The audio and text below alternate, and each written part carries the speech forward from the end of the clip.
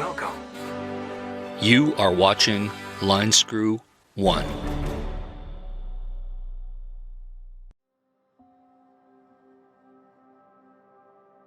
Well, hello tubers, hope you're doing well wherever you are in this crazy YouTube universe.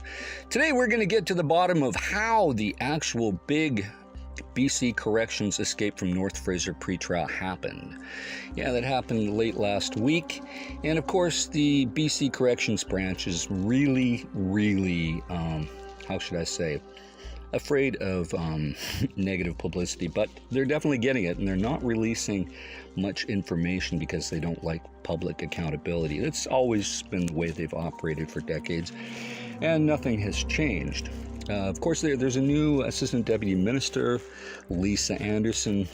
She's not really liked at the local management level, and there's been always a lot of animosity about her because she's actually quite dedicated to her work. And as of the last several months, she's even cleaned house and, assisted in the firing of a few other senior managers, which is good for her. Especially some of the people that have been let go were people well deserved of that, without mentioning any names, but that's water under the bridge. But what we're looking at here is a satellite image of North Fraser Pretrial that anybody can see, and I'll give you an idea of what happened, how it happened, and the security deficiencies that are staring them in the face that they've neglected for years. First of all, you can notice this is at 1451 Kingsway in Port Coquitlam. Pretty much the public is allowed complete access to at least the front third of the building. It's always been the case. There's been no guards or sentry positions at the front gate. It's pretty much an open door policy so that staff can come and go, visitors can come and go, contractors can come and go, and there's really no accountability for that. They basically designed the facility to look really benign because they don't like negative feedback of the NIMBY, not in my backyard, that people don't want prisons. So I'll give you a little walk around of what is in this building. It holds up to about 700 inmates. Generally, the prison counts have been a lot lower as of late, or at least the last few years. But what we have is 3 pods, A, B, and C. Then we have a loading dock. We have a stores department, BC office. We have a kitchen adjacent to the loading dock so that the food can get to the kitchen quite easily. We have an administrative area. We have a records intake and a sally port. That's the basic layout. Now we need to pay attention more to that loading dock and A pod, because that's where the escape actually happened. The main tip-off was the released photo of Robbie Alcala escaping from a door. Now that door is located in an exterior area where anybody can go. Hundreds of people pass through that area. There is a sensor system at that loading dock, but it's generally ignored by the control officer because it's breached constantly throughout the day. So what they did was pose as contractors, go into the central control area, drop off some contractor ID and say, hey, we're going to do some work, which is something that happens routinely. Now, like I've said in previous videos, the internal security has been beefed up after a big escape with the Amityville and the Officer Tickney who walked him out under a promised $50,000 bribe. So generally, the contractors show up. The cameras always face the back of them. That's why they don't have any good video of them coming into control. There actually is no cameras inside the control vestibule.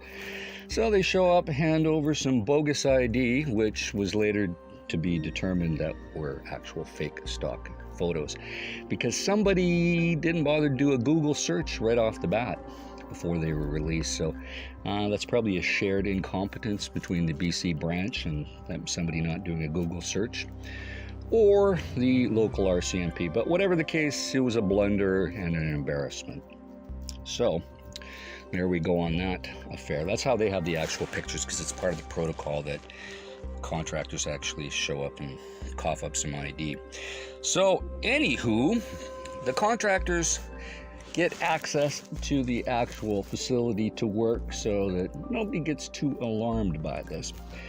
Essentially cut him out with a torch from the A-pod area, and ironically the A-pod is where a lot of the worst offenders are located The layout of the A-pod has Alpha West, which is a segregation unit, also has 2 other regular living units, and a segregation ISO healthcare unit where a lot of the high-profile inmates are kept.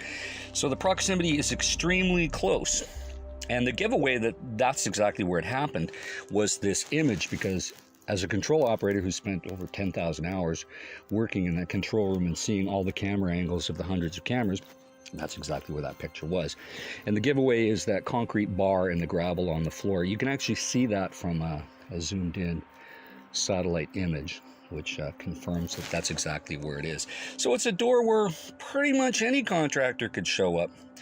Now, another interesting point is that image, there's a little burn mark on the side. Now, unless this picture is kind of an anomaly with a shade or something, it looks like they burned the pin and softened it. You know, you take a blowtorch, like an oxygen acetylene torch, to that pin of that door, and, you know, after about a minute of that, it's going to melt and you can actually open the door. So I don't know if that burn mark, or what looks to be a burn mark, is indicative of how they got out. Now, of course, they cut him out of his living unit area that was adjacent in A-pod. That's how that happened. So it was just a matter of breaching 2 levels of security, and out they go in the white van. Now, the million-dollar question is, why did this happen at 6:48? And the police were not called till 7:30. That's 42 minutes. I think that's absolutely unacceptable.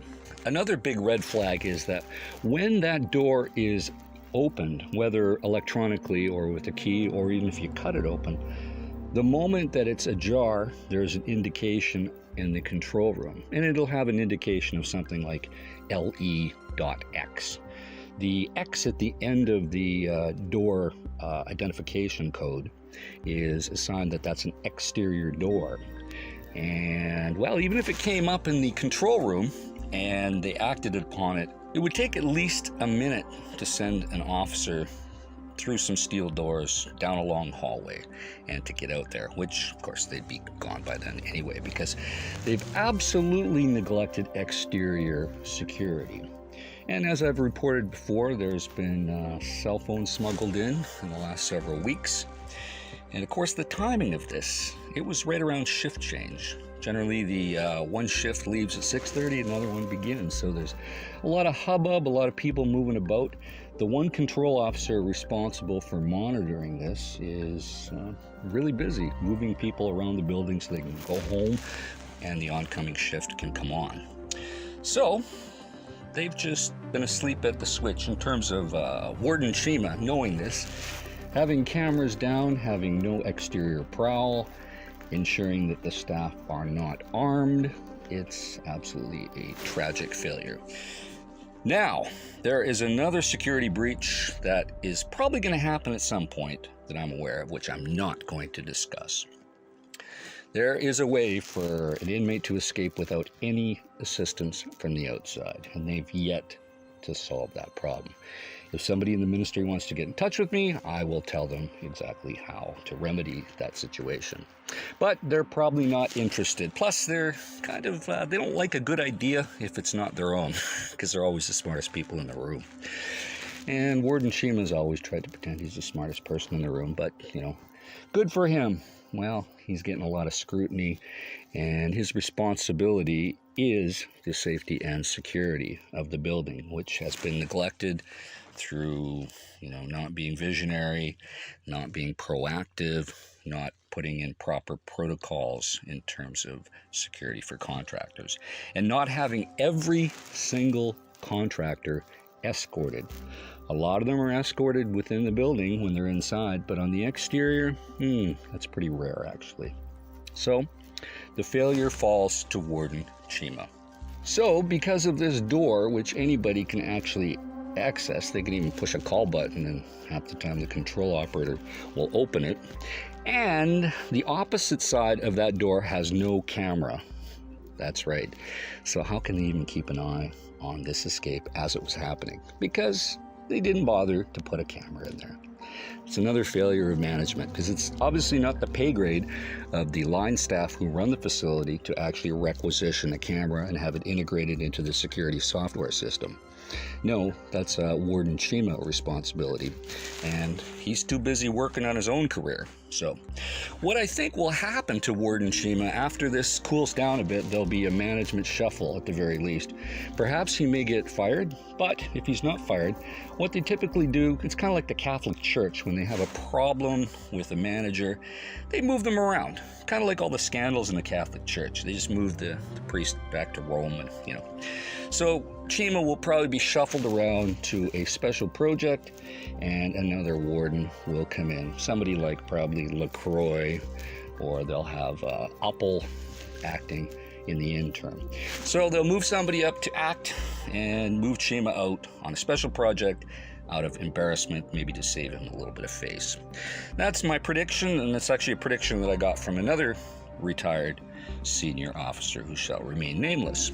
So the only way they're going to actually stop this from happening again in the future is they need to limit access to anywhere in the roof, anywhere to the perimeter, and especially that actual loading dock. So they're going to have to wall it in and put a sally port for the trucks and the contractors to come in and do their drop-off, so food and equipment. It's the only way they're going to stop it, because they can't really weld that door shut forever, because it is an evacuation route. And it's just a matter of time, I guess, before there's a big fire or an earthquake, or the train tracks behind have a derailment of hydrochloric gas or something, and they need to do a mass evacuation. So they can't really weld up all the steel doors and just say, well, that solves the problem. It might solve the problem temporarily. Of course, maybe not right now, because they do have the police there and they're armed, but regular staff actually aren't. Everybody knows this. And the RCMP are not going to stay there forever watching the place. So they need dedicated external staff. They need probably a team of people that are there that's just their job. And they need to have at least two so that they can spell off the guy when he takes a break or goes to the washroom. So it's a matter of spending some money, being a bit more proactive rather than reactive, and that's what they got to do. And I'm sure the BC Corrections is just hoping that all the other mass shootings that have happened as of late in the Vancouver area just keep happening to kind of keep them out of the news cycle, so that when the final report is done, the actual details are not really publicly circulated widely, because, like I said, they don't like public scrutiny. But these videos that I'm doing are a way of encouraging them to change and to question their practices and to fix the deficiencies that are staring them in the face that they've neglected for so long. So, in the meantime, folks, put your comments down below, and as always, keep your wheels in the ground.